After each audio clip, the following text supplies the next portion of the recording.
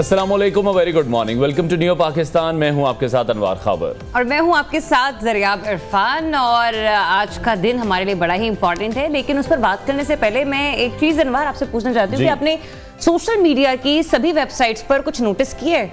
नहीं, मैंने तो ऐसा कुछ नोटिस नहीं किया। आपने क्या नोटिस? नहीं, बड़ा कॉमन सा है, एक वर्ड है वूहू। वूहू? हाँ, अच्छा।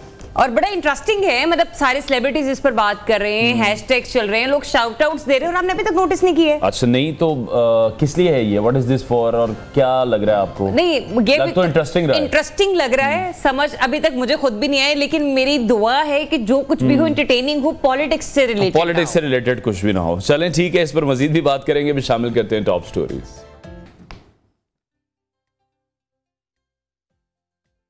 9 मई के मुल्जिमान को सजा कब मिलेगी, शहदा के वरसा का सवाल। पुलिस और वकला में तसादुम, माल रोड मैदान जंग बन गया। बारिशों का नया सिलसिला, पीडीएमए ने अलर्ट जारी कर दिया। और मौसम गर्मा में तरबूज खाने के जादुई फवाइद जानिए।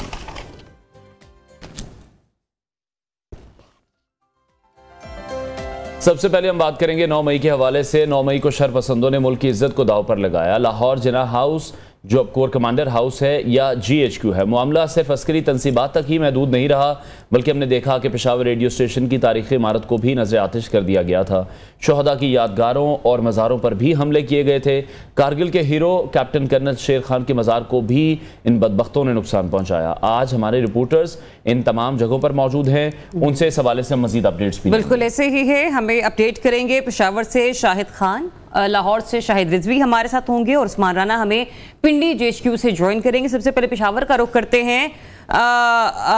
डी चौक इस्लामाबाद से होंगे हमारे साथ उस्मान राना। एनीवेज पेशावर चलते हैं, सबसे पहले शाहिद खान हमारे साथ मौजूद है। शाहिद, बताइएगा इस वक्त सूरत हाल आप क्या देख रहे हैं वहां पर, और अगर पेशावर के हवाले से बात की जाए तो रेडियो पाकिस्तान की जो इमारत है वो इंतहाई कदीम है और यहाँ से बहुत से लोगों की यादें वाबस्ता हैं। बड़े सगीर के दौर के हवाले से बात की जाए तो लोग यहाँ पर दूर दूर से इस इमारत को देखने के लिए भी आते हैं और मुख्तलिफ हम देखते हैं कि जब भी सरकारी तकरीबात होती है तो यहाँ पर ये बिल्डिंग अपना एक खासा मकाम रखती है। सानेहा, 9 मई के दिन आखिर हुआ क्या था यहाँ पर?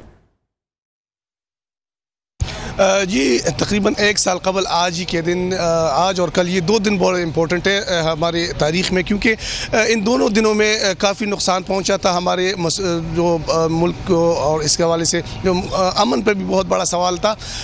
इस वक्त मैं रेडियो पाकिस्तान की उस इमारत के सामने मौजूद हूँ जो कि आज ही के दिन जो है वो जलाई गई थी और इसमें इसको नजर आतिश किया गया था। इसी अहाते में यहाँ पर कुछ गाड़ियाँ भी खड़ी थी, वो भी नजर आतिश कर दी गई थी।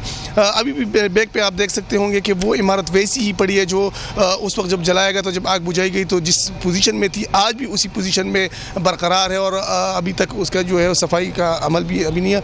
इसके साथ साथ इसी रेडियो पाकिस्तान के अहाते में जो चागी के पहाड़ का मॉडल था, जो कि हमारे उस चागी के पहाड़ जो कि जिसकी वजह से जिसकी याद में हमें याद दिलाती थी कि हम एक एटमी क़ुव्वत है, उसको भी जो है नुकसान पहुंचाया गया था और उसको मुकम्मल अब उस चागी के पहाड़ का मॉडल का नामो निशान जो है वो मिटाया गया था यहाँ से। अभी भी वो वैसी वो जगह पड़ी है, ना वो चागी का पहाड़ है वहाँ पर और ना उसके आसार वहाँ पर दिखाई दे रहे। तो आज ही के दिन ये सब कुछ हुआ था और इसके साथ साथ इलेक्शन कमीशन के ऑफिस में भी तोड़फोड़ हुई थी, कोर कमांडर हाउस में भी कुछ लोग घुस गए थे, तो छोटे मोटे नुकसानात और भी जगहों पे और हुए थे। मर्दान में खुसूसी तौर पर अगर हम बात करें तो मर्दान में जो कर्नल शेर खान का मुजस्समा, जो उनकी जो पंजाब रेजिमेंट सेंटर है वहाँ पर भी दावा बोल दिया गया था।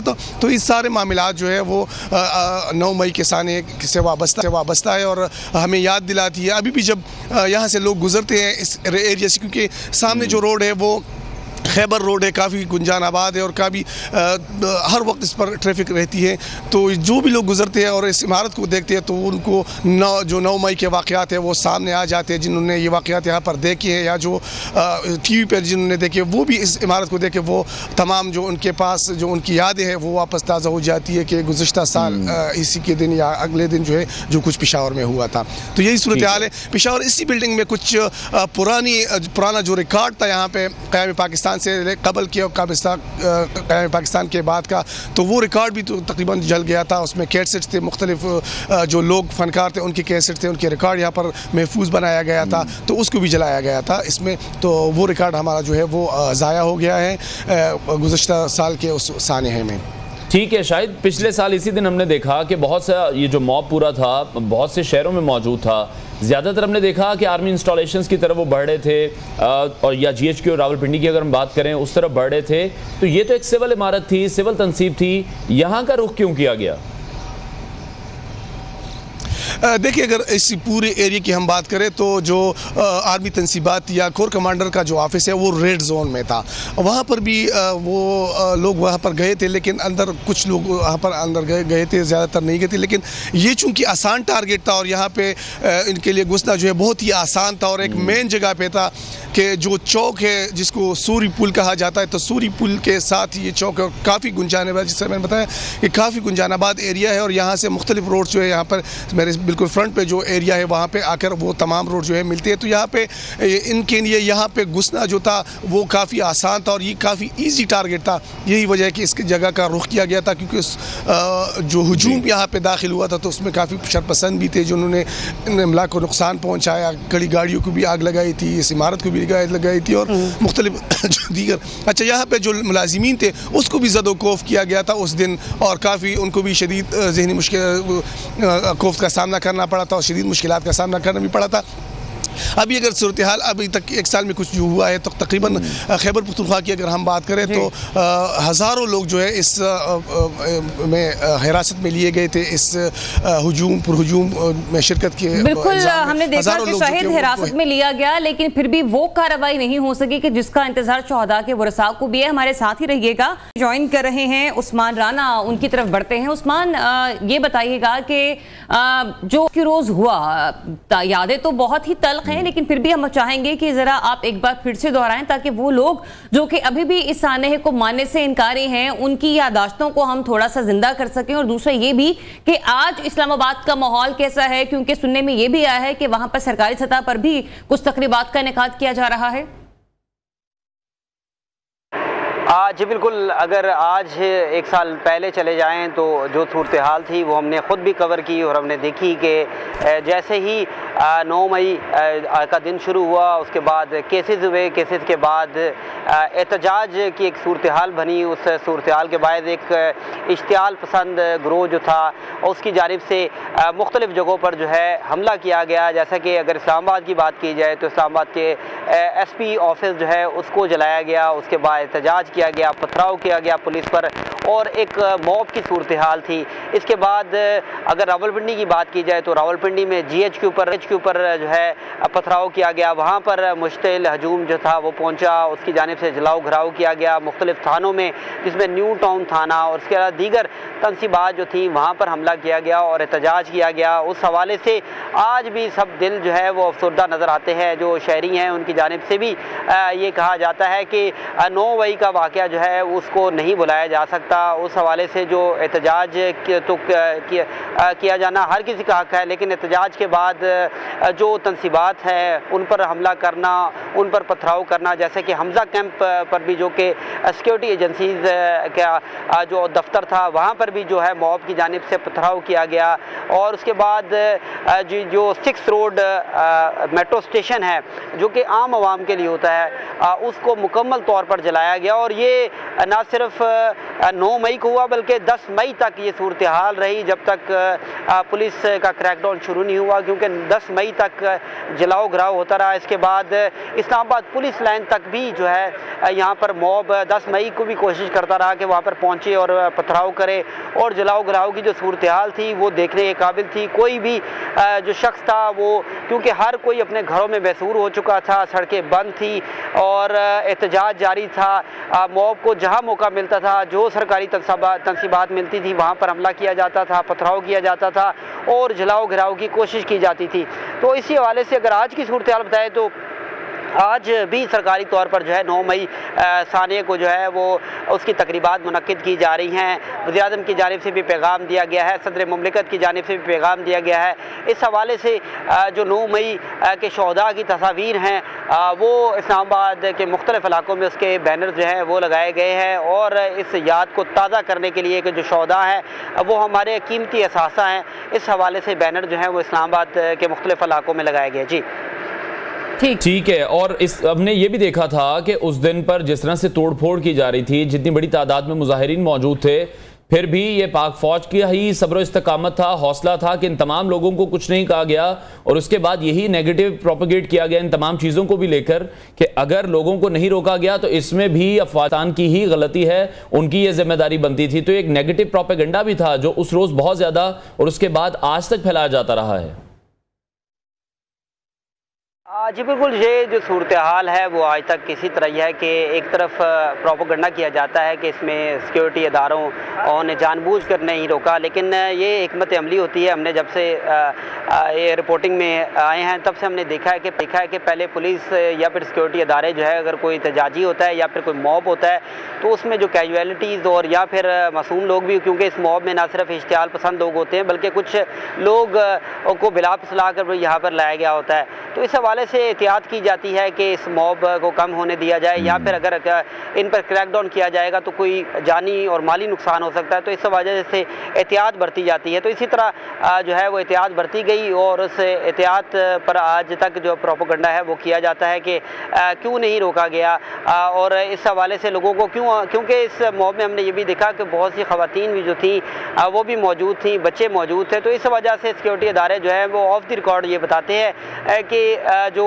इन बच्चे ख़वातीन के बायस जो है वो एहतियात बरती गई ताकि कोई बड़ा नुकसान ना हो जाए जो कि इस सानिया को मज़ीद आगे ले जाए। जी ठीक है, एक दफ़ा फिर से पेशावर का रुख करते हैं। शाहिद हमारे साथ मौजूद हैं। शाहिद ये बताएगा कि आज पेशावर में क्या सूरत हाल रहेगी दिन भर, क्योंकि अली अमीन गंडापुर जिनका ताल्लुक पाकिस्तान तहरीक-ए-इंसाफ से है, वज़ीर आला KP हैं, कहा तो उन्होंने भी है कि यौम शहदा के हैसियत से मनाया जाएगा आज के रोज़। लेकिन अमन अमान की सूरत हाल आपको कैसी नजर आ रही है, क्योंकि जिस तरीके से जारहाना उनका अंदाज हमने अक्सर देखा है मुख्तलिफ मीडिया टॉक्स में, मुख्तलिफ प्रेस कॉन्फ्रेंसेज में, और दूसरा ये भी कि जहाँ पर आप मौजूद है रेडियो पाकिस्तान की जो ये इमारत है, क्या आज यहाँ पर भी कुछ शख्सियात जो हैं वो इस जगह का दौरा करेंगी? जी बिल्कुल, पहले बात करते हैं सिक्योरिटी के हवाले से। तो सिक्योरिटी है मुख्तलिफ मकामात पे जो हसास मकामात पेशावर के या खैबर पख्तूनख्वा के, तो वहाँ की सिक्योरिटी जो है वो पहले से ही बढ़ा दी गई थी और प्लान जो होता तरतीब दिया गया था कि सिक्योरिटी को किस तरह से मैनेज किया जाएगा। तो काफ़ी पुलिस नफरी जो है मुख्तलिफ जगहों पर तैनात की गई है। इस इमारत में जहाँ पर मैं मौजूद हूँ, पाकिस्तान रेडियो पाकिस्तान की जो इमारत है, यहाँ पर भी पुलिस की बारी नफरी जो है वो मौजूद है और वो जो है वो सिक्योरिटी की फ़राइज़ अंजाम दे रही है। दूसरी बात है कि जो सरकारी सतह पे तकरीबात का सिलसिला जो है वो अब से थोड़ी देर में शुरू हो जाएगा। इसी बिल्डिंग में APS के जो बच्चे हैं, जो आर्मी पब्लिक स्कूल के बच्चे हैं, वो यहाँ पे आके शम्य रोशन करेंगे।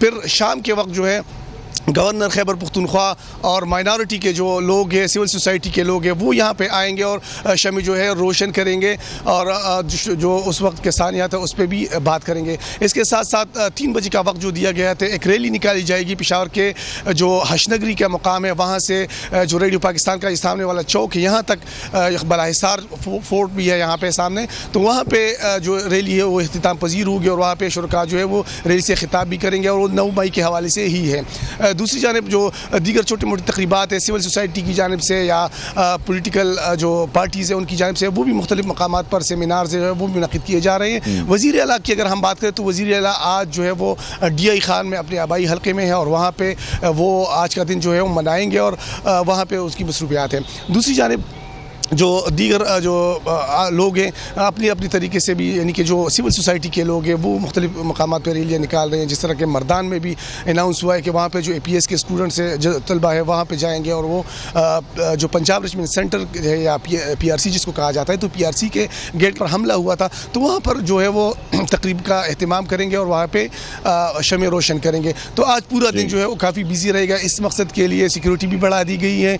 और पेशावर में अगर हम देखें तो पेशावर देखा, और चूँकि गुंजानाबाद शहर है, काफ़ी आबादी यहाँ पे रहती है और आज सरकारी छुट्टी भी इस तरह की नहीं है, तो उसी तरह का रश जो कि आम दिनों में होता है, तो इस वजह से मतलब आप ये कह रहे हैं कि मामूल के मुताबिक जो है वो वहाँ पर काम चल रहे हैं। बस एक आपसे मैं ये जानना चाहती हूँ कि जैसे पहले भी इनवार ने पूछा था कि जो यहाँ पर जलाओ घिराव का मामला हुआ, जिन तंसीबात को नुकसान पहुंचाया गया, और आपने कहा ना कि यहाँ पर एक चांगी के पहाड़ का मुजस्समा भी मौजूद था, उसको भी जो थे शरपसंद अनासिर उन्होंने क्या कहते हैं उससे नुकसान पहुंचाया। तो इस सिलसिले में आगे प्लान क्या किया जा रहा है कि जिन मकामात को नुकसान पहुंचाया गया दोबारा से उन जगहों को बहाल किया जाएगा, फाल किया जाएगा, या फिर इसी तरह से इनकी मतलब यानी कि जिस जो हम देख रहे हैं सूरत हाल उसको आगे तक ले जाया जाएगा और एक निशानी के तौर पर रखा जाएगा? जी, अब तक तो यही लग रहा है। तकरीबन 1 साल मुकम्मल हो गया है और 1 साल में यहाँ पे जो रेडियो पाकिस्तान की इमारत की हम बात करें तो उसी तरह पड़ी है जिस वक्त उसको जलाने के बाद जब यहाँ पर आग बुझी है तो उसके बाद से जिस पोजीशन पे है तो उसी पोजीशन पे बरकरार है। चागी के जो पहाड़ का जो मॉडल था वो उसका एरिया भी उसी तरह उसको लॉक किया गया है। वहाँ पर चूँकि उसके आसपास जो है वो दीवारी बनाई गई थी तो उसको लॉक किया गया है, लेकिन वहाँ पर अब कुछ भी मौजूद नहीं है। चूँकि रेडियो पाकिस्तान जो है फेडरल के साथ जो है वफाकी हुकूमत ने इसमें जो भी करना है वो ही करेंगी, तो इस वजह से यहाँ पे अभी तक किसी किस्म का तामीराती या जो इसकी बहाली का काम है वो नहीं हुआ। सिर्फ आर्जी तौर पे जो यहाँ पे जो रेडियो पाकिस्तान के जो अहम स्टूडियोज़ है उसको उसके अगले दिन जो है वो बहाल किया गया था और जो ग्राउंड फ्लोर है तो उसमें सिर्फ वो रास्ता जो है वो साफ किया गया है ताकि स्टूडियो और जो अहम ऑफिस है वहाँ तक रसाई हासिल कर सके। बाकी जितनी भी इमारत है उसी पोजीशन पे खड़ी है। हत्ता कि जो गाड़ियाँ जलाई गई थी जो कि उस दिन रेडियो पाकिस्तान की इमारत के अंदर मौजूद थी तो वो अभी बिल्कुल मेरे फ्रंट पे खड़ी है उसी हालत में जो कि जलाने के बाद जिस पे आग बुझाई गई थी और उसको वहाँ पे खड़ा किया गया था तो उसी तरह उसी पोजीशन में खड़ी गई है। तो इस वजह से अभी तक तो इस तरह कुछ इरादा नहीं लग रहा कि इसको कब तक बहाल किया जा रहा है या कब तक इसमें तामीर और मुरम्मत का काम किया जाएगा। लेकिन जो चागी के पहाड़ का जो मॉडल है तो शहरी हल्का जो सिविल सोसाइटी है यहाँ पेशावर के खैबर पख्तूनख्वा के तो ये मुतालबा कर रही है कि उसको दोबारा तामीर किया जाए क्योंकि वो हमारे लिए बहुत फख्र की। ठीक है, शाहिद हमारे साथ ही मौजूद रहेगा, उस्मान से भी मजीद डिटेल्स देंगे। उस्मान बताएगा आज इस्लामाबाद में या रावलपिंडी में किसी तकरीब का हो, उस हवाले से भी हमें अपडेट कीजिएगा।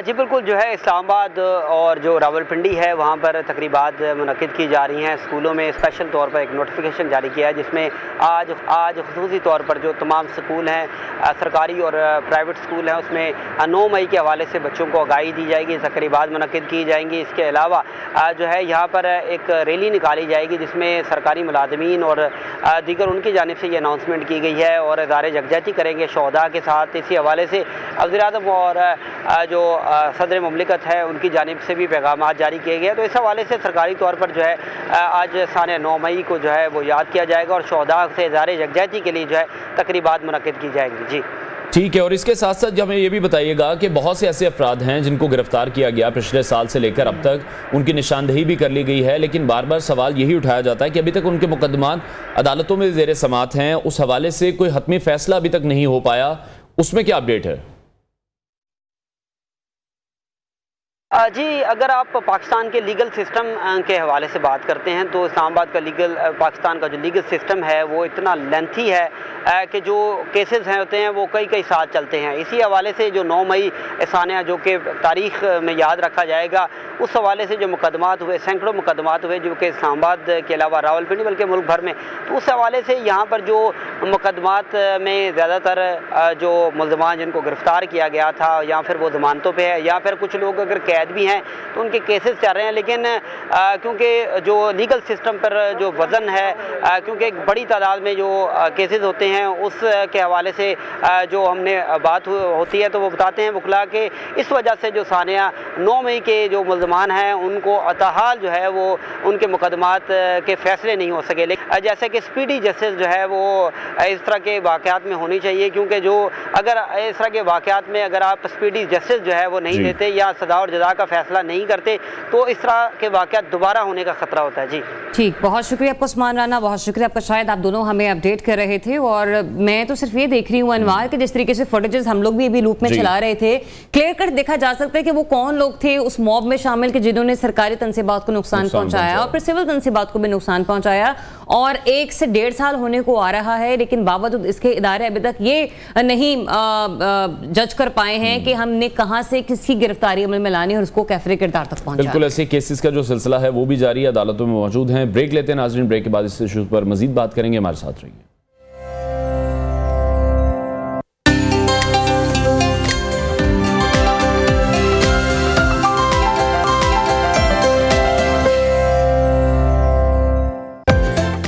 अहम खबर शामिल करेंगे। गवादर के इलाके सरबंदा में नामालूम अफराद के हमले के हवाले से आपको अपडेट करेंगे। इंतहाई अफसोसनाक वाक़या पेश आया है, जहां उस वक्त हम देख रहे हैं कि पुलिस के मुताबिक क्वार्टर में सोए 7 अफराद को कत्ल कर दिया गया है। इस हमले में एक शख्स ज़ख्मी हुआ है। पुलिस के मुताबिक लाशों और ज़ख्मी को अस्पताल मुंतकिल कर दिया गया है। जाम बहक अफराद हुजाम का काम करते थे। ये तमाम अफराद का ताल्लुक पंजाब के ज़िले खानेवाद से बताया जा रहा है। गवादर का इलाका है सरबंदर, जहां नामालूम अफराद ने हमला किया है और क्वार्टर में सोए 7 अफराद को कत्ल कर दिया गया। हमले में एक शख्स ज़ख्मी हुआ है। पुलिस के मुताबिक लाशों और ज़ख्मियों को अस्पताल भी मुंतकिल कर दिया गया है। जाम बहक अफराद हुजाम का काम करते थे और इन तमाम अफराद का ताल्लुक पंजाब के ज़िला खानेवाद से बताया जा रहा है। इंतहाई अफसोसनाक वाक़या पेश आया है गवादर के इलाके सरबंदर में, जहाँ पर नामालूम अफराद की जानिब से हमला किया गया।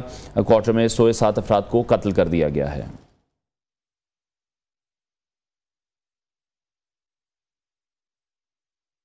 एक और अहम खबर है कराची से, जहां पर्चा आउट होने की रवायत अभी भी बरकरार रही है और ये मुसलसल तीसरा पर्चा है जो कि हम डेली आप लोगों को इस हवाले से अपडेट भी करते हैं कि पर्चा वक्त से पहले ही नकल माफिया के पास पहुंच गया है। क्लास नहम का ये बायोलॉजी का पर्चा है जो शुरू होने से आधा घंटा पहले ही लीक हो गया।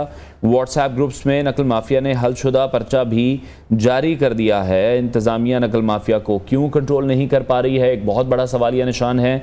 कराची में ये तीसरा रोज़ है जब हम आपको अपडेट कर रहे हैं, जहां पर्चा आउट होने की रवायत आज भी बरकरार रही है और मुसलसल तीसरा पर्चा भी वक्त से पहले ही नकल माफिया के पास पहुंच गया है। बिल्कुल ऐसे ये तीसरा पर्चा है क्लास नहम का और बायो का आज पेपर था बायोलॉजी का, और आज भी मुसलसल ये रवायत बरकरार रही और तीसरा पर्चा भी आउट हो चुका है। और ये बड़ा अनफॉर्चुनेट है कि हम लोग डेली बेसिस पे ये खबर रिपोर्ट कर रहे होते हैं, लेकिन न जाने सिंध महकमा तालीम कहाँ पर इस वक्त सोया हुआ है और एक भी दिन वो ये नहीं अंदाज़ा लगा पा रहे इस बात का कि आखिर वो कौन लोग हैं जो कि डेली बेसिस पर पर्चा लीक कर दिया करते हैं।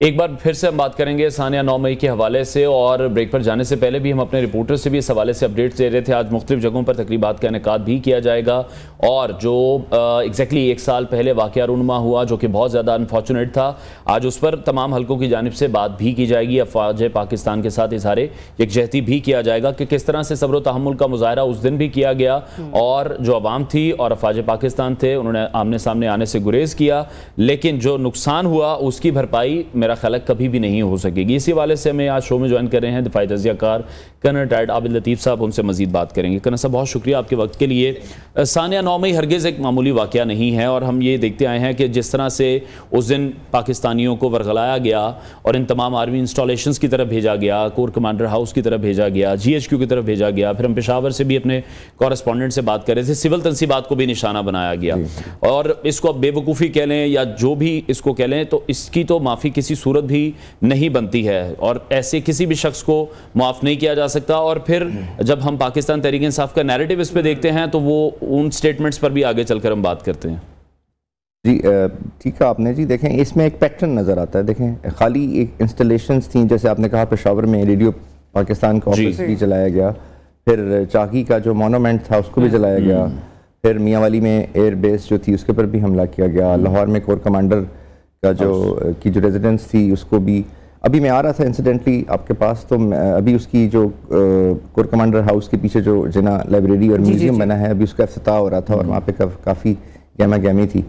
तो ये सारी चीज़ें थी। अब देखिए असल में बात ये है कि कोई भी जो क्राइम है उस क्राइम को इन्वेस्टिगेट होना चाहिए, उस क्राइम को इसको आप चलें क्राइम ले लें, मैं किसी पॉलिटिकल कॉन्टेक्स्ट में बात नहीं करता, और ये नेशनल क्राइम, एक जो आपके नेशनल मॉन्यूमेंट्स, आपके नेशनल आइकन्स जब उनको हिट किया गया जी, तो इसको आप क्राइम ही समझ लें चलें, अगर आप इसको कुछ और नहीं समझते तो उसकी इन्वेस्टिगेशन होनी चाहिए, जो लोग इसमें इन्वॉल्व हैं उनको सज़ा मिलनी चाहिए, क्योंकि ये जब तक सज़ा नहीं होगी तो इस तरह की चीज़ें दोबारा होती रहेंगी और डेटरेंस नहीं होगी, और वो जो स्टेट की अथॉरिटी और रिट है वो बार बार ऐसे चैलेंज होती रहेगी। अब चाहे ये सज़ा CRPC के थ्रू हो, PPC हो, पाकिस्तान पीनल कोड हो, मिलिट्री कोर्ट्स हों, जो भी सिस्टम ऑफ डिस्पेंसेशन है जिसमें टाइमली, इफेक्टिव और जुडिशियस जस्टिस मिलता हुआ और होता हुआ नजर आए, आई थिंक वो इमीडिएटली होना चाहिए। लेकिन कर्नल साहब, ये एक बड़ा अहम मामला है,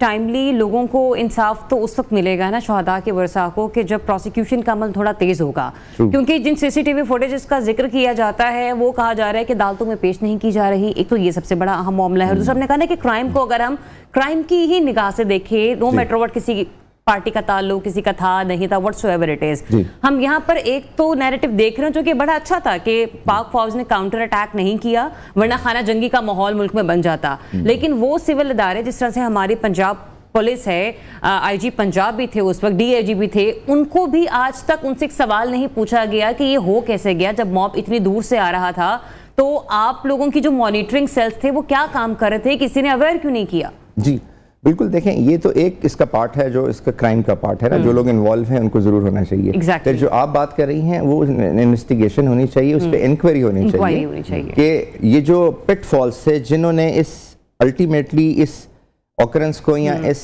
इवेंट की हैपनिंग को इन अ वे इनडायरेक्टली या डायरेक्टली होने में मदद दी या जिनकी वजह से हुआ, तो उस पर सारी एक कम्प्रिहेंसिव वो होनी चाहिए।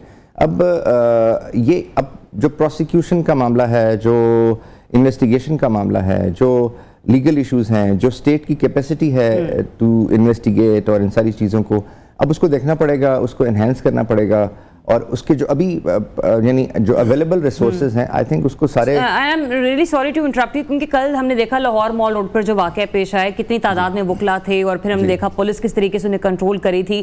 फिर CM पंजाब की भी स्टेटमेंट आई कि आप उन्हें रोके लेकिन ताकत के जोर पर ना रोके। तो इस तरह की अगर एक सोची समझी हिकमत अमली उस रोज भी की जाती तो खुदा ना खास्ता आज हम अपने शहदा के जो वरसा है उनको तसल्ली ना दे रहे होते कि आपको इंसाफ मिल जाएगा, या जो कुछ भी आपके साथ हुआ और आपके अजीजों की मतलब यानी कि निशानियों की बेहुरमती की गई, मतलब आज हम उनसे माफ़ी ना मांग रहे होते। जी बिल्कुल ठीक है आपने। और ये देखें, ये जो शहदा हैं जिन्होंने लाजवाल कुर्बानियाँ दी अपने अजीज और अपने जो बच्चे हैं जो उन्होंने शहीद, मैं नॉर्थ वज़ीरिस्तान में था तो मुझे याद है कि वहाँ पे एक वाक़या हुआ जिसमें एक उसको एम्बुश कर लिया गया, एक कॉन्वॉय को, और उसको रेस्क्यू कराने के लिए अभी सोच ही रहे थे, सिर्फ 2-3 मिनट गुजरे थे कि इस पे कैसे इनको रेस्क्यू कराया जाए, कैसे इस कॉर्डन को ख़त्म करके तो रिट्रीव कराया जाए और इनको डिसएंगेज करके निकाला जाए। तो एक कैप्टन जो अपने साथ कुछ थोड़े से बंदे लेके, और वो ही वेंट देयर, उसने वो ऑपरेशन किया, और खैर बाद में बाकी फोर्स भी चलेगी, वो वहाँ पे शहीद हो गया। और वो जो कैप्टन था वो 7 बहनों का इकलौता भाई था।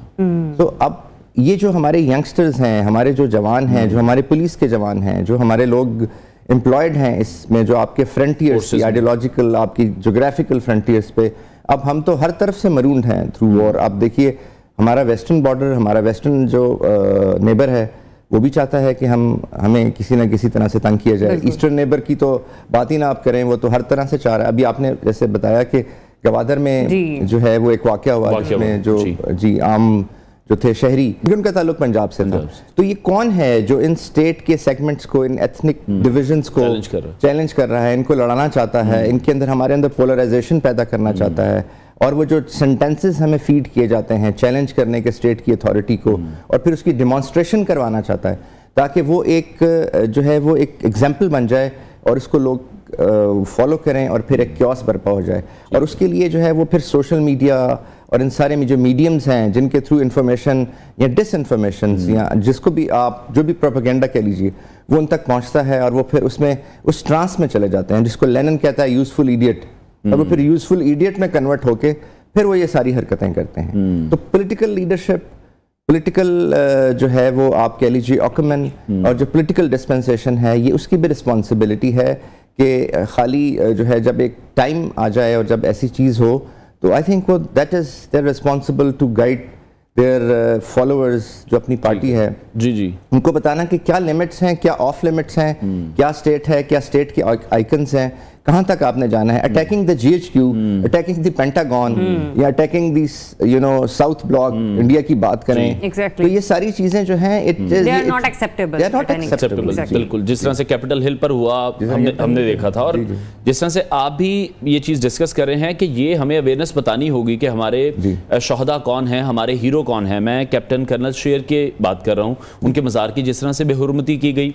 कल फॉर्मर एसएसपी इम्तियाज साहब भी हमारे साथ शो में मौजूद थे, वो भी यही बात कर रहे थे कि शोहदा की फैमिलियां तो चलें मौजूद हैं और वो चाहती हैं कि ये भी इंसाफ हो, लेकिन सरहदों पर भी कुछ जवान खड़े हैं जो कि एक्सपेक्टेशंस अब ये रखते हैं कि जो कुछ शोहदा के साथ हुआ कल को उनके साथ भी ना हो। वो खड़े हैं बॉर्डर्स पर हमें सिक्योर करने के लिए, और वो देख रहे हैं कि विद इन द अवाम में से ही उनको वो पजीराई नहीं मिल रही है, और अवाम में से ही क्या उनको रिस्पॉन्स मिला है इस वाक़े के बाद।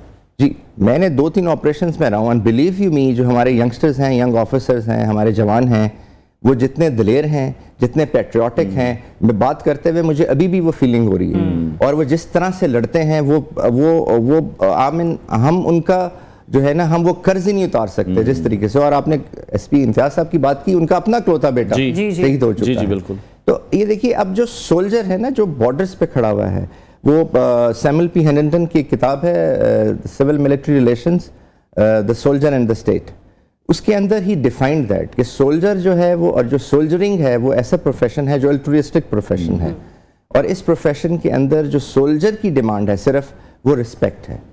तो अब ये जब सारा कुछ ये होता है, इतनी पोलिटाइजेशन हो चुकी है, और जो सीनियर मिलिट्री हिरार्की है उसके ऊपर बात की जाती है, पॉलिटिकल उस जो आई वुड से कि जो एक ड्रामा है उसके अंदर उसको इन्वॉल्व किया जाता है। सब इतना सब कुछ होने के बावजूद भी देखें, अब ये सब लोग जानते हैं कि पाकिस्तान तहरीक इंसाफ की तरफ से ये तमाम जो लोग थे वो गए हैं, उनको भेजा गया है, प्रूफ्स भी मौजूद हैं। डीजीआई एसपीआर इस पर 2 रोज पहले खुलकर बात कर चुके हैं कि ऐसे लोगों से बात नहीं होगी और उनको सजा देनी पड़ेगी। उसके बाद बानी पीटीआई का रवैया अगर हम देख लें, असद कैसर को हमने एक इंटरव्यू में सुना, वो कहते हैं मैं तो अपने बाप से माफी नहीं मांगता। तो रवैया ऑलमोस्ट यही रवैया है इन दोनों जमातों का भी, और दोनों ही सीनियर हैं, एक तो बानी हैं और दूसरे असद कैसर जो स्पीकर कौमी असेंबली रह चुके हैं। तो क्या फिर हम इनसे क्या सीखेंगे?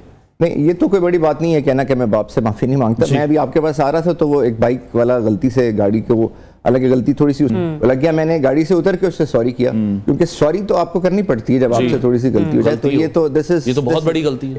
अब यही चीज तो आप अपने यंगस्टर्स को सिखा रहे हैं कि मैं अपने बाप से माफी नहीं मांगता। तो मैं यही बात कर रहा था कि ये रवैयों को, इन सारी चीज़ों को, ये जो ट्रेनिंग अब अपनी जो पॉलिटिकल लीडरशिप अपने फॉलोअर्स की कर रही है, आई थिंक उस पर सोचना पड़ेगा कि वो क्या चीज़ है और वो कैसे करने हैं। और ये जो सजा देना बहुत ज़रूरी है, क्योंकि हर बंदा नहीं तो स्टेट को चैलेंज करने लग जाएगा, शुरू कर देगा। आप जैसे कल वकला की बात कर रहे थे, ठीक है, उसको मैनेज कर लिया गया, लेकिन अब तो फिर हर बंदा, आपकी एक एसोसिएशन है, आप खड़े हो जाएंगे कि जी मैं स्टेट को नहीं मानता, तो फिर स्टेट तो नहीं रहेगी और फिर बहुत प्रॉब्लम हो जाएगी। बिल्कुल ऐसी। बहुत शुक्रिया कर्नल रिटायर्ड आबिद लतीफ दिफाई तजियाकार हमारे साथ इन कॉन्वर्सेशन थे।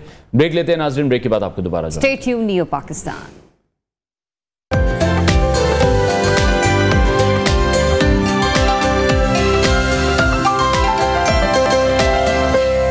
Welcome back once again. और इंतहाई अफसोस के साथ एक अहम खबर आपके साथ शेयर करेंगे। लाहौर का इलाका है मजंग, जहां पर जनाजगाह के मकाम पर एक घर की छत गिर गई है, जिसके 3 अफराद जख्मी हैं और उन्हें अस्पताल मुंतकिल कर दिया गया है। बताया जा रहा है कि घर की छत जो है वो TR की थी और मलबे तले 4 अफराद को बाहर भी निकाल लिया गया है। तो ये मजंग के इलाके में इंतहाई अफसोसनाक वाक़या पेश आया। इसी पर बात करते हैं हमारे कॉरेस्पॉन्डेंट शायद रिजवी हमें मजीद अपडेट करेंगे। शायद बताएगा इस अफसोसनाक वाक़े से मुताल्लिक।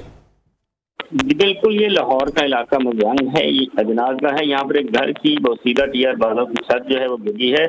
शामिल फिर रेस्क्यू और दीगर इमदादी टीमें मौके पर पहुंच गई हैं। उनका रेस्क्यू काम का कहना है कि इब्तदाई तौर पर 7 अफराद जो मलबे तले दबे थे, जिनमें 4 अफराद को जिंदा निकाल लिया गया। मामूली जख्मी हुए थे, उनको मौके पर ही इमदाद काम करके फारिग कर दिया गया, जबकि 3 अफराद ऐसे हैं जिनकी हालत जो है नाजुक है, शदीद जख्मी हुए थे, उनको करीबी अस्पताल जो है वहाँ मुंतकिल कर दिया गया है। इनमें जो है एक जो बच्चा है, एक मर्द और एक खातून शामिल है, जिनका अस्पताल में इलाज मुआवजा जो है वो भी जारी है। जी ठीक है, बहुत शुक्रिया। शाहिद रिजवी हमें अपडेट कर रहे थे।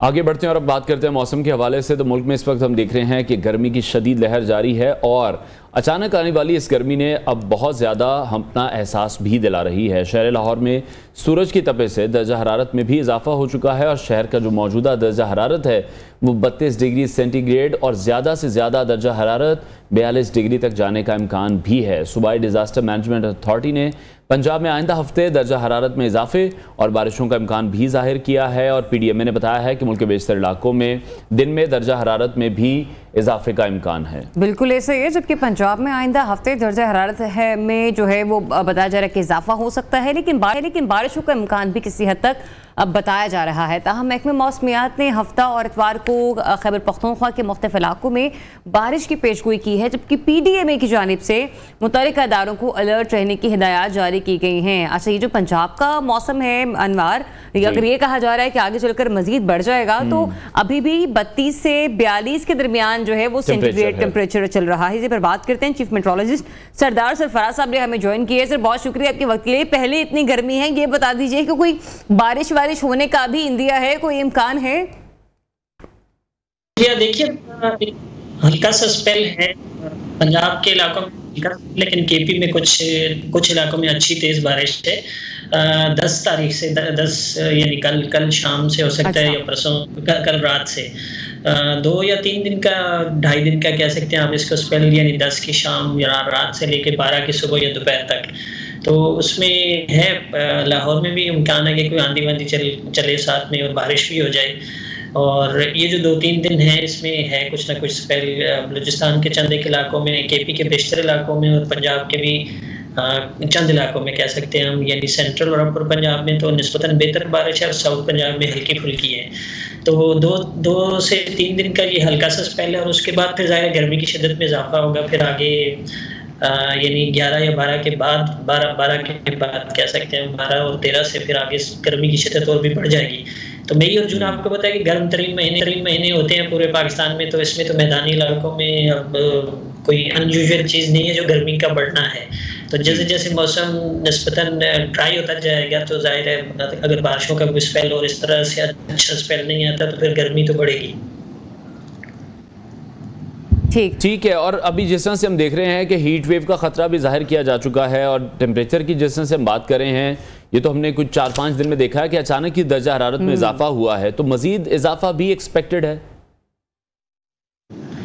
जी बिल्कुल एक्सपेक्टेड है मेरे ख्याल में। जो यानी इसके बाद ये स्पेल होगा बारिश का हल्का सा और फिर हो सकता है 15-16 को फिर उसके बाद फिर ड्राई वेदर होगा ज़्यादा, कोई 1-आध हफ्ते तक आप कह सकते हैं या अगले 10 दिन तक, तो उसमें बढ़ सकता है। यानी मई के जो मेरे ख्याल में 15-16 मई के बाद जो है ना इस गर्मी में और इजाफा हो जाएगा।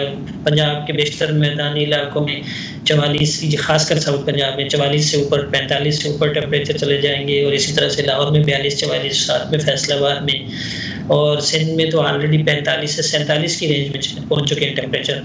तो ये मई के आखिर तक जाते जाते तो हो सकता है 48-50 डिग्री को भी छू जाए। दादू साइड पे और नवाबशाह और लाड़काना साइड पे खासकर ज्यादा गर्मी होती है। अच्छा सरदार सरफराज साहब, ये बताइएगा कि जो दिन तूफानी बारिशों का जिक्र अभी आपने किया, इससे अर्बन फ्लडिंग का खदशा तो नहीं है? नहीं, मैंने तूफानी का जिक्र नहीं किया। मैंने कहा कि लाइट टू मॉडरेट स्पेल है। अच्छा। बहुत ज्यादा उस तरह का अर्बन फ्लडिंग का सच खदशा नहीं है, लेकिन आपको पता है KP के जो पहाड़ी इलाके ना, खासकर जो फाटा रीजन, एक्स फाटा रीजन है और फिर इस तरह से हज़ारा डिवीजन हो गया और मलाकन डिवीजन बिलखुसूस, ये जो 2-3 डिवीजन KP के पहाड़ी इलाके और इसी तरह से कश्मीर के जो आपको पता है पहाड़ी इलाकों में जब तेज बारिश का स्पेल भी हो जाए तो नदी नालों में पहाड़ों से हिल टोरेंट्स की सूरत में पानी आ जाता है। तो उस तरह की कैफियत हो सकती है किसी किसी जगह में, लेकिन ऐसा कोई बड़े पैमाने पर अर्बन फ्लडिंग का खदशा इस स्पेल के नतीजे में नहीं है। ठीक, बहुत शुक्रिया आपका सरदार सरफराज साहब, चीफ मेट्रोलॉजिस्ट हमें अपडेट कर रहे थे। वो कह रहे हैं कि कल से एक बारिशों का स्पेल शुरू होगा, आंधी भी चलेगी, लेकिन ये नहीं कहा जा सकता कि तवातुर से कुछ दिनों तक चलेगा। मौसम हल्का फुल्का ठंडा होगा, लेकिन मैदानी इलाकों में गर्मी की शिद्दत अनवार पहले से ज्यादा बढ़ जाएगी। बिल्कुल ऐसे ही है। और ये जैसे हम आज प्रोग्राम में भी डिस्कस कर रहे थे, एकदम से ही जो गर्मी है वो आई है और अभी एक्सपेक्ट यही किया जा रहा है कि ये मजीद भी बढ़ेगी। बहरहाल आगे बढ़ते हैं और अब डिस्कस करते हैं पाकिस्तानी खातून कोपैमा नाइला कयानी के हवाले से हम आपको अपडेट करेंगे जिन्होंने एक और एजाज़ अपने नाम कर लिया है। उन्होंने दुनिया की 5वीं बुलंद तरीन चोटी मकालो सर कर ली है। नायला कयानी पाकिस्तान की तारीख में 8000 मीटर की 11 चोटियां सर करने वाली पहली खातून को पैमा बन चुकी हैं। अल्पाइन क्लब ऑफ पाकिस्तान के सेक्रेटरी करार हैदरी के मुताबिक नायला कयानी ने इतवार की सुबह नेपाल में चोटी सर करके तारीखी संग मील हासिल किया है। पाकिस्तानी को पैमा ने 8000 मीटर की 11 चोटियों को 3 साल से भी कम अरसे में सर किया है, जो कि एक बहुत बड़ी अचीवमेंट है। वाज़ेह है कि 8000 मीटर की जो तमाम ये 10 चोटियां हैं, ये सबसे तेज़ रफ्तारी से सर करने का पाकिस्तानी रिकॉर्ड नायला कयानी का ही है, जो कि पाकिस्तान के लिए भी बहुत फ़ख्र की बात है। नायला कयानी ने हमें ज्वाइन किया है टेलीफोनिक लाइन पर, उनसे इस हवाले से मज़ीद भी बात करेंगे। नायला, बहुत शुक्रिया आपके वक्त के लिए। अच्छा, वीडियो कॉल पर हमारे साथ मौजूद हैं। एक सबसे पहले तो आपको बहुत बहुत मुबारकबाद हो इस अचीवमेंट के लिए। बहुत शुक्रिया, थैंक यू सो मच। अच्छा नायला, ये बताइएगा, वैसे तो आपने इससे पहले भी बहुत सारी चोटियां सर की हैं, ये एक्सपीरियंस आपका कैसा रहा? ये आई थिंक माय ये सेकंड मोस्ट डिफिकल्ट माउंटेन था मेरे लिए। जब मैं इसके टॉप पे पहुंची थी तो आई कुडंट स्टॉप क्राइंग, क्योंकि मुझे लग नहीं रहा था जब आई वाज क्लाइंबिंग ये मुझसे समिट हो पाएगा। It was very hard. नहीं, इतना मुश्किल ही क्यों था? क्या इसकी जो ऊंचाई थी या जाने वाला जो रास्ता था वो बिल्कुल सीधा था कि आपके लिए चढ़ाई बहुत मुश्किल हो गई थी? ये एक्चुअली टेक्निकल माउंटेन था, तो हमें बताया गया था कि इट्स हार्ड, लेकिन इतना डिटेल में बताया नहीं गया था, क्योंकि कभी जब स्नो होती है तो स्नो पे आप आराम से पाँव रख के जा सकते हैं, but because there was not enough snow, तो वो पूरा जो रॉक था उसके नीचे आइस थी, ब्लू आइस थी, उस पे क्लाइंब करना बहुत ज्यादा मुश्किल होता है और बहुत ज्यादा सर्दी थी, विंडी बहुत ज्यादा था। ठीक है, और ये हम देख रहे हैं कि 3 साल के अंदर अंदर ही आपने 8000 मीटर की वो 11 चोटियों को सर कर लिया है, तो किससे ये मुकाबला है? अपने आप से है? रिकॉर्ड तो आपने बना ही लिया है।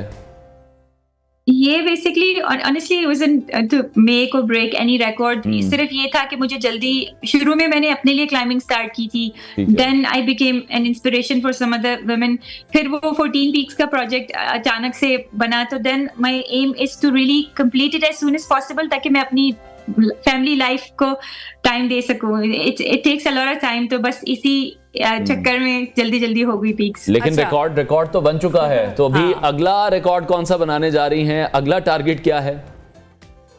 अगला टारगेट सो बेसिकली 14 जो पीक्स हैं 8000 मीटर से ऊपर, उनमें से 3 रह गई हैं मेरी इंशाल्लाह, तो that I will plan in this year, next year, depending on whether, financial situation.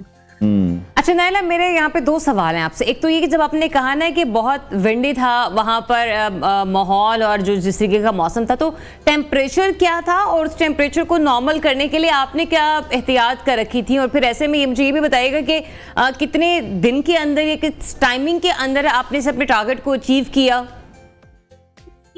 Basically I think, to be honest, मैंने टेम्परेचर चेक नहीं किया, but if I guess it would be between -20 to -30 because of -30 तक chilli जो wind थी उसकी वजह से। और लेयर्स बहुत ज्यादा पहनी थी, मतलब I never wear this many layers on mountain before. 3 down jackets पहन के उस पे, एंड वो प्रॉब्लम ये होता है कि मोबिलिटी, अगर आप जितना ज्यादा आपने पहना हुआ है तो वो आप उतना मोबाइल नहीं होते, इजीली चल नहीं सकते। अच्छा, जिस तरह से अभी आपने जिक्र भी किया कि अब जो नेक्स्ट 3 चोटियां रह गई हैं उन 14 में से, 8000 मीटर वाली में से, आपने कहा कि उसको प्लान करेंगे ऑब्वियसली मौसम के हवाले से भी और फाइनेंशियली भी। तो ये जो फाइनेंशियली वाला मामला है, इसमें गवर्नमेंट किसी तरह की कोई हेल्प करती है? कोई ऐसी ऑर्गेनाइजेशन मौजूद है जो आपको हेल्प करिए, या फिर अपने तौर पर ही आप ये करिए? क्योंकि अगर रिकॉर्ड आप बना रही हैं पाकिस्तान के, वो जाहिर बात है नाम हो रहा है, पाकिस्तानियों का सर भी फख्र से बुलंद हो रहा है, तो गवर्नमेंट ने कभी कुछ किया आपके लिए? सो गवर्नमेंट की तरफ से जीरो सपोर्ट। गवर्नमेंट ने I think as far as I know आज तक किसी माउंटेनियर्स की सो फार हेल्प नहीं की है। आई वॉज वेरी लकी कि पिछले साल में most of my peaks were sponsored by Bard foundation, but this Makalu peak was not sponsored by anyone. तो ये अब उधार पे काम चल रहा है, बट दैट्स व्हाई थोड़ा सा स्लो डाउन हो रही हूँ, because I need, it's very expensive, तो वो खुद से किसी के लिए भी पॉसिबल नहीं है इतनी ज्यादा। अच्छा, ये बताइएगा कि वो लोग जो इस वक्त आपको सुन रहे हैं, देख रहे हैं, और वो भी शौक रखते हैं कि चले वो भी जो है माउंटेन्स पर चढ़ाई करें और वो भी इस तरीके की एक्टिविटीज में पार्टिसिपेट करें, करें तो जिन जिसका आप जिक्र कर रही हैं वो एक्सपेंसेस होते क्या हैं, ताकि लोगों को पता तो चले कि सिर्फ पहाड़ सर करना ही कुछ नहीं है, इसके साथ साथ आपको ये बहुत सारी चीजों का ख्याल रखना पड़ेगा, अपने खाने पीने का, अपने इक्विपमेंट का, बहुत सारी चीजों का। बिल्कुल, mountaineering is like a puzzle I would say. सिर्फ माउंटेनियरिंग का एक्सपेंस नहीं है, आपकी physical fitness, mental fitness, financial, आपको सब कुछ देखना पड़ता है। हमारी गियर बहुत ज्यादा एक्सपेंसिव होती है। Sleeping bag is like $1,000। हमारा वो जो डाउन सूट होता है जो समिट पे, वो जो पूरा फुल डंगरी टाइप का, दैट इज बिटवीन $1,000 to $1,500। मतलब ये इसी तरह सारी चीजें ही बहुत एक्सपेंसिव होती हैं। आइस, क्रैम्पॉन्स और एक्सपेडिशन इटसेल्फ, अगर आप पाकिस्तान से बाहर हैं, because you have to pay permit to as a foreigner, average for example cost $40,000, different peaks $20,000। कुल मिला के ये मेरे ख्याल में 10 से 20 लाख रुपए का खर्चा बन जाता है। $40,000 is almost 1,20,00,000 in Pakistani currency. अच्छा, अगर आप उसको सारे को सम अप करें, टोटल कर रहे हैं तो अमाउंट आप बता रही हैं, एक मतलब हर पीक की डिफरेंट। ठीक है, और वो जाहिर बात है जब आप वहां पर जा रहे हैं टूरिज्म के लिए, और हर ममालिक के अपने रूल्स हैं और वहां पर उस हिसाब से उसकी फीस भी चार्ज की जा रही है। अच्छा, मैं अभी एक और भी देख रहा था कि आप कंटिन्यू कीजिएगा जो आप हमें सारे ये फाइनेंशियल चीजें बता रही हैं। अच्छा, बेसिकली उसमें एक्सपेडिशन की कॉस्ट होती है। यू हैव टू पे द एक्सपेडिशन कंपनी। आप जो अगर आप गाइड लेके जा रहे हैं उसको, अगर आपका सबमिट हो गया है तो आप उसको बोनस देना पड़ता है, $1,500 मिनिमम।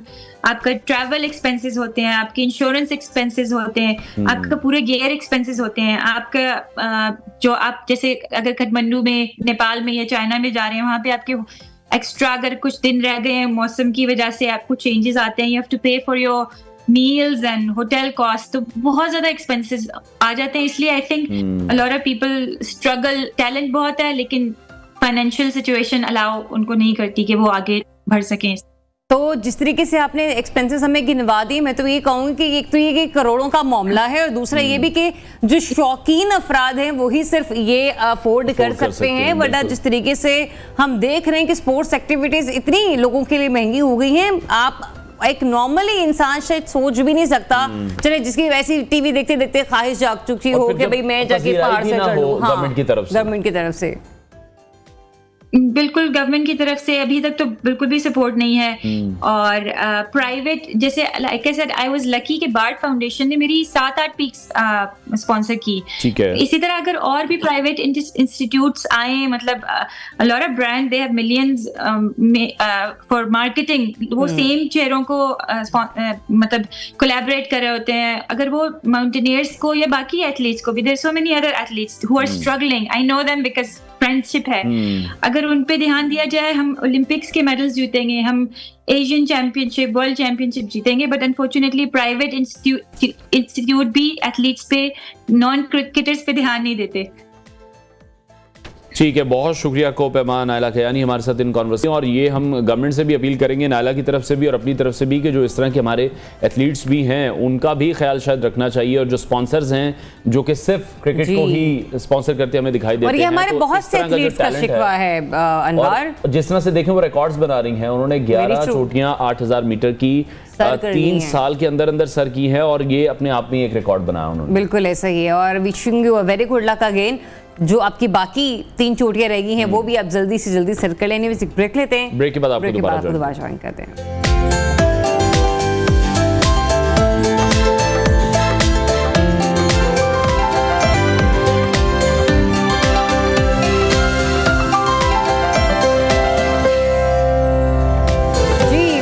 वंस अगेन, और ब्रेक के बाद अभी हम कुछ बात कर लेते हैं आपकी अपनी हेल्थ से रिलेटेड, क्योंकि एक बड़ा ही इंटरेस्टिंग क्या, सबका पसंदीदा एक ऐसा फूड मार्केट में अवेलेबल है जो कि अब हमें हर रेडी पे, हर ठेले पर, हर जगह हमें छोटी छोटी गलियों में भी नजर आ रहा होता है, और उसका नाम है तरबूज।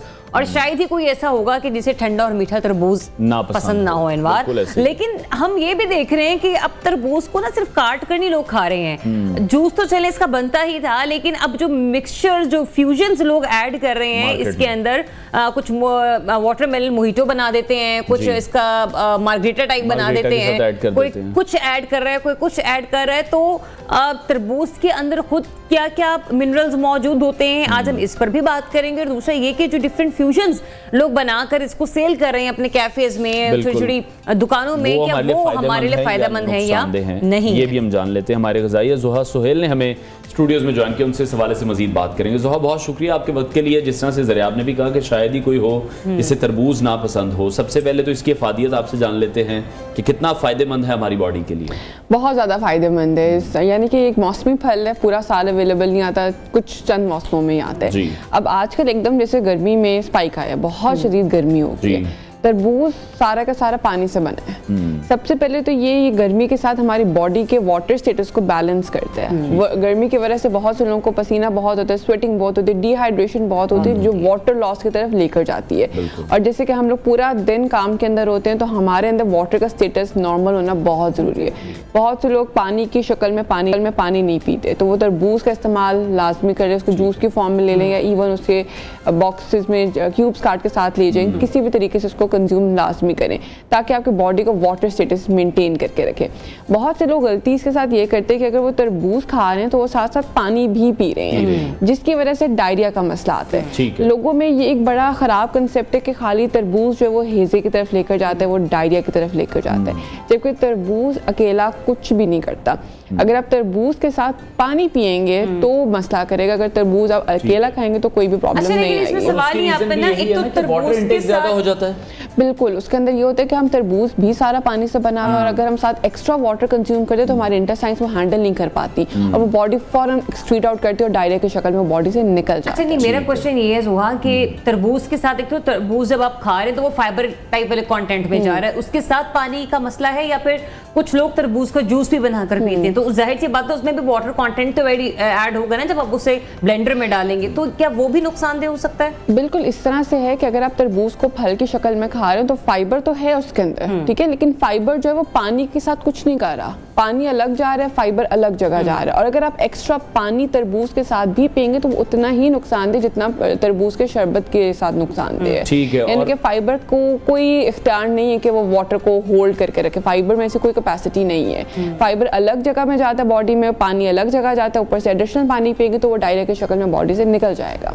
ठीक है, एक तो ये है कि अब हमें हाइड्रेट भी रख रहे हैं तरबूज, इसके अलावा तरबूज के क्या फायदे? इसके अलावा तरबूज का ये फायदा है कि आजकल जैसे स्किन का मसला लोगों में बहुत बढ़ रहा है, आजकल यंगस्टर्स में एजिंग का मसला आ रहा है, स्किन के ऊपर एक्नी हो रही है, झुर्रियाँ पड़ रही हैं, डार्क सर्कल्स आ रहे हैं। तरबूज के अंदर पानी की इतनी अमाउंट मौजूद है जो आपकी स्किन को हाइड्रेटेड और प्लम्प रखती है। एजिंग तब आती है जब स्किन खाली होने लग जाती है, जब स्किन में स्पेसेस बनती हैं तो वहां पर आपकी झुर्रियाँ आ जाती हैं। अब स्किन को आपने प्लम्प कैसे रखना है? पानी के थ्रू। जितना आपकी स्किन में पानी एडिक्वेट होगा, नॉर्मल होगा, उतना आप एजिंग जैसे मसले से दूर रहेंगे।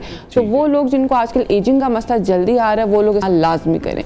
थर्ड पे जिन लोगों की कुव्वत मुदाफ़त कमज़ोर रहती है उनके लिए बहुत बेहतर है। आजकल आपने देखा थोड़ा सा मौसम चेंज होता है, फ़ौरन से कोई भी वायरस बैक्टीरिया आता है और हम एकदम बीमार पड़ जाते हैं। हर किसी के साथ यही है, कुछ खा लिया फ़ौरन गला ख़राब हो गया, थोड़ी सी हवा चली फ़ौरन से कोई ना कोई जुकाम लग गया, कुछ भी।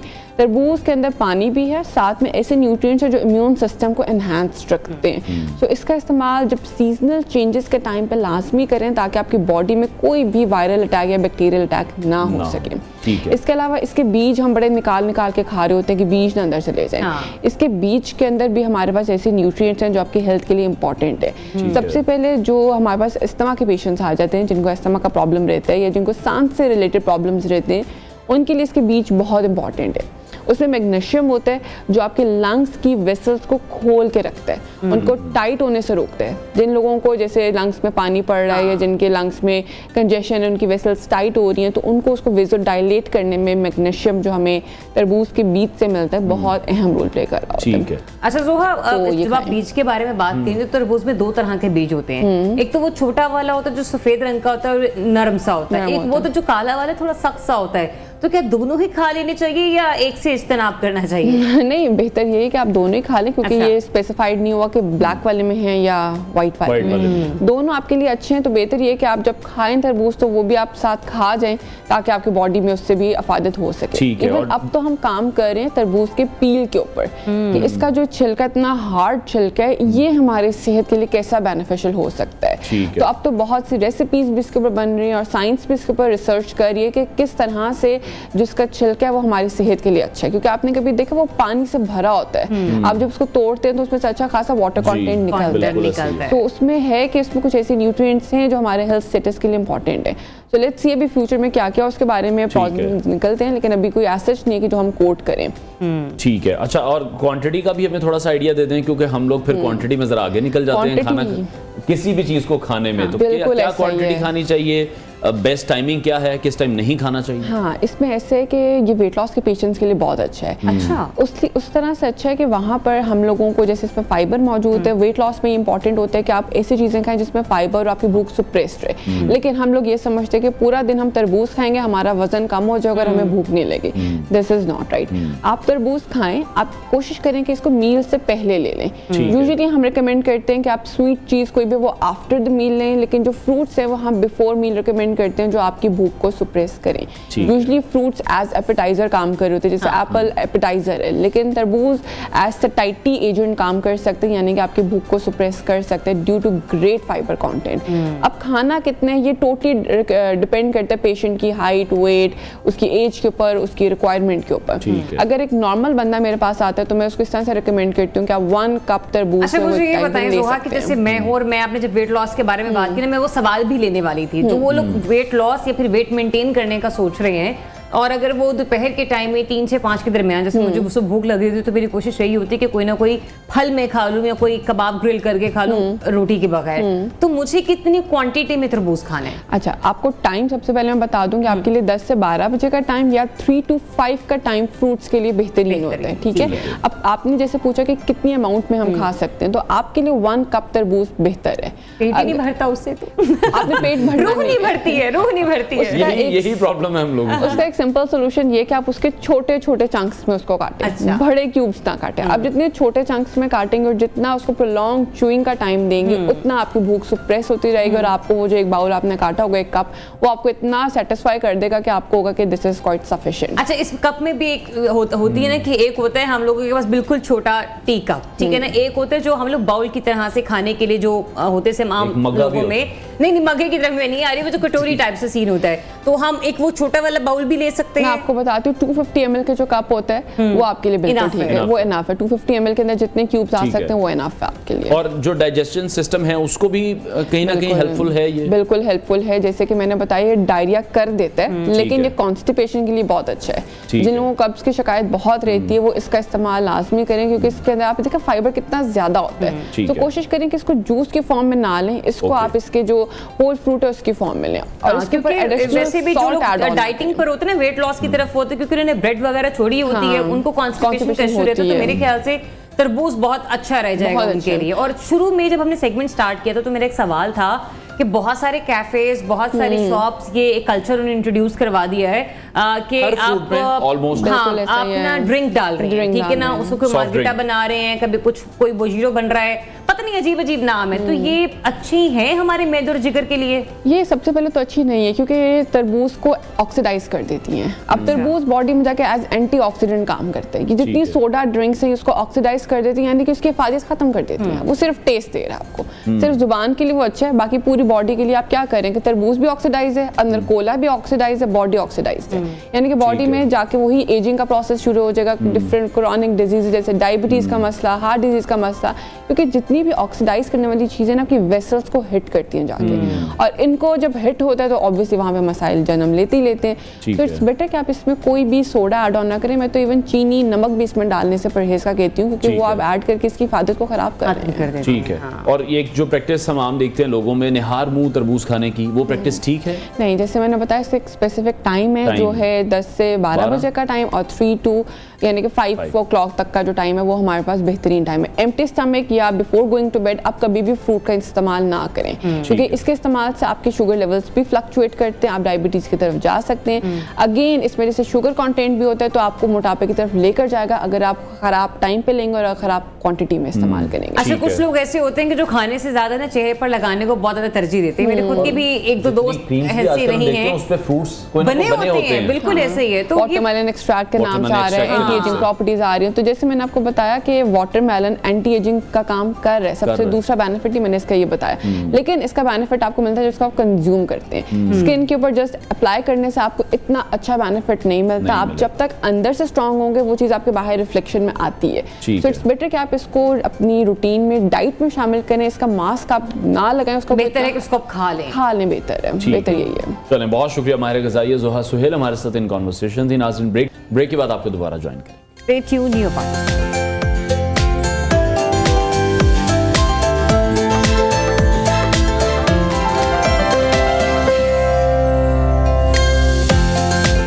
Welcome back to new Pakistan. और पाकिस्तानियों के लिए, हम सब के लिए बड़ी ही खुशी की खबर है, और यकीनन ये हमारे लिए बतौर कौम भी एक फ़ख्र की बात है, क्योंकि पाकिस्तान का सैटेलाइट iCube कमर कामयाबी से चांद के मदार में दाखिल हो गया है। कुछ मनाजिर भी हम आपको अपनी स्क्रीन पर दिखा रहे हैं। पाकिस्तान का ये सैटेलाइट मिशन है जो कि 3 से 6 माह तक चांद के मदार में गर्दिश करेगा। पाकिस्तानी सैटेलाइट iCube कमर चांद की सतह की तस्वीर लेगा। iCube कमर मिशन की टीम के रुकन डॉक्टर खुरम खुर्शीद ने बरतानवी मीडिया से गुफ्तगू करते हुए कहा कि iCube कमर दोपहर 1:14 पर चांद के मदार में अब दाखिल हो चुका है। बिल्कुल, और डॉक्टर खुरम खुर्शीद ये भी बता रहे हैं कि जो इब्तदाई रिपोर्ट्स हैं उनके मुताबिक सैटेलाइट के तमाम कंट्रोलर्स और दीगर निज़ाम ठीक तरह से काम कर रहे हैं। जायज़े का अमल जो है वो मज़ीद चंद दिन तक मज़ीद जारी रहेगा, जिसके बाद ये अपना काम शुरू कर देगा। और जो iCube कमर है इसको चीनी मिशन चैंग 6 के साथ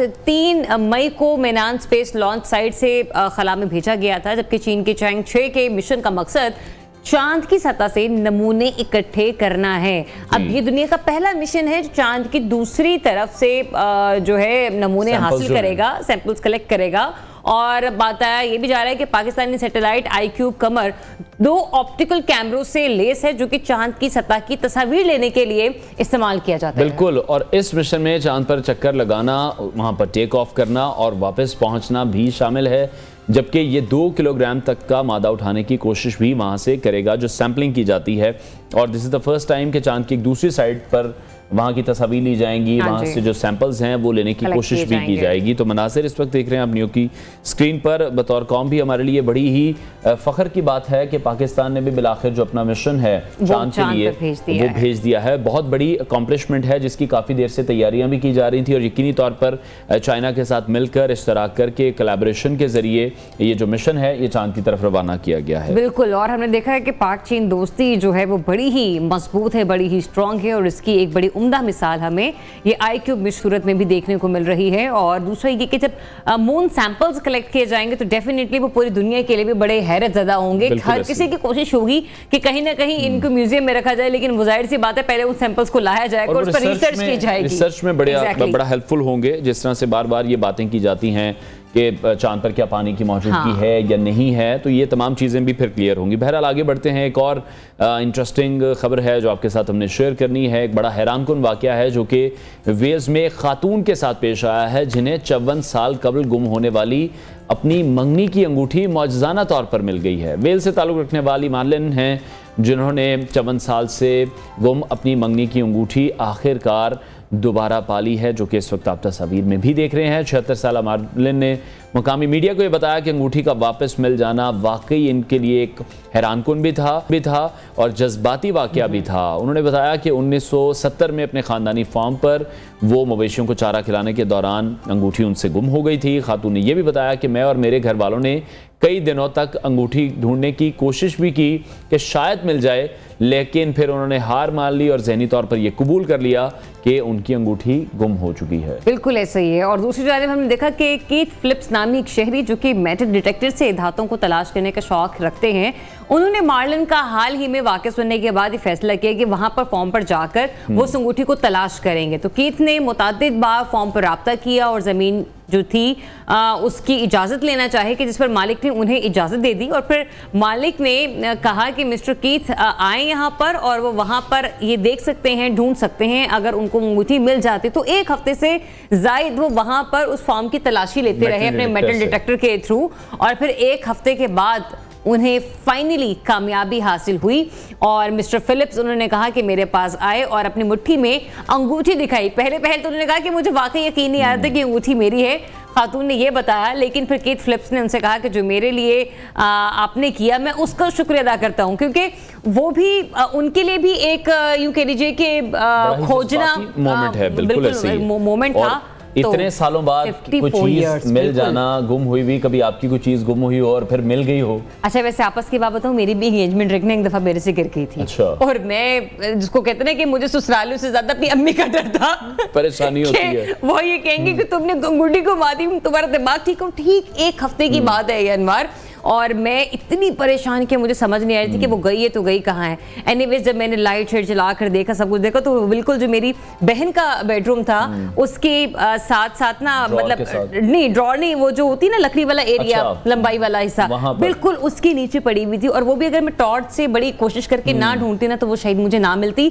हल्का सा भी किसी का एज पे पाँव लगता ना तो वो रिंग ने शायद अंदर की तरफ चले जाना था और वो फिर शायद मुझे भी 54 साल बाद ही मिल रही होती। किसी मेटल डिटेक्टर की जरूरत नहीं पड़ी। हाँ एग्जैक्टली, मैं फिर ये कह रही हूँ कि मुझे ना तो मेरी सास का कोई मसला था, ना मुझे मेरे फियांसे का, जो कि मेरे हस्बैंड है, मुझे सिर्फ अम्मी नहीं छोड़ेंगी। बिल्कुल, इसलिए जो घर के बड़े हैं वो फिर आपकी क्लास इस बात पर काफी लगाते हैं। ठीक है, चलें जी आगे बढ़ते हैं। और चीन की एक कंपनी है, उन्होंने दुनिया का तेज तरीन इंसान नुमा रोबोट तैयार किया है जो हम आपके साथ शेयर करते हैं। लेकिन आपको परेशान होने की जरूरत बिल्कुल भी नहीं है, क्योंकि अभी वो हमें शिकस्त देने के काबिल नहीं हुआ है जी। बिल्कुल इतना आसान नहीं है जो हमारे कुदरती सिस्टम जो हमें मिला हुआ है उसको चैलेंज करना और वैसी चीज़ें बनाना ना बिल्कुल भी आसान नहीं है, नामुमकिनात में से ही है। कम से कम हमें ऐसा कोई ख़तरा नहीं है, क्योंकि आर्टिफिशियल इंटेलिजेंस की जब हम बात करते हैं तो आर्टिफिशियल इंटेलिजेंस टेक्नोलॉजी से लैस ये रोबोट 7.4 मील फी घंटा की रफ्तार से चल सकता है, जो मौजूदा अहद के दीगर रोबोट्स मौजूद हैं उनके मुकाबले में बहुत ही मुतासिर कुन है और उसकी रफ्तार भी बड़ी ज़बरदस्त। बिल्कुल, और ये रोबोट जो है वो दौड़ने, छलांग लगाने, सीढ़ियाँ चढ़ने, सामान उठाने और रक्स जैसी एक्टिविटीज़ जो है वो आराम से परफॉर्म कर सकता है। अलबत्ता तेज़ रफ्तार से चलते हुए इसकी चाल कुछ अजीब महसूस होती है, लगता है कोई बेढंगी सी महसूस होती होगी। बिल्कुल, क्योंकि फिर इंसान तो इंसान है, इंसान का कंपैरिजन नहीं किया जा सकता। 5 फीट 11 इंच के इस रोबोट का वजन 50 किलोग्राम से भी कम है और इसे तैयार करने वाली कंपनी के मुताबिक ये रोबोट इंसानों जितना उछल भी सकता है और 30 किलोग्राम तक वजनी चीज़ें भी उठा सकता है। तो ये आज की इंटरेस्टिंग थी, कुछ न्यूज़ थी जो हमने आपके साथ शेयर की हैं। प्रोग्राम का वक्त नाज़रीन ख़त्म हुआ है, इंशाल्लाह कल फिर आपसे मुलाकात करेंगे। अपना बहुत सारा ख्याल रखिए, इजाज़त दीजिए, अल्लाह हाफ़िज़।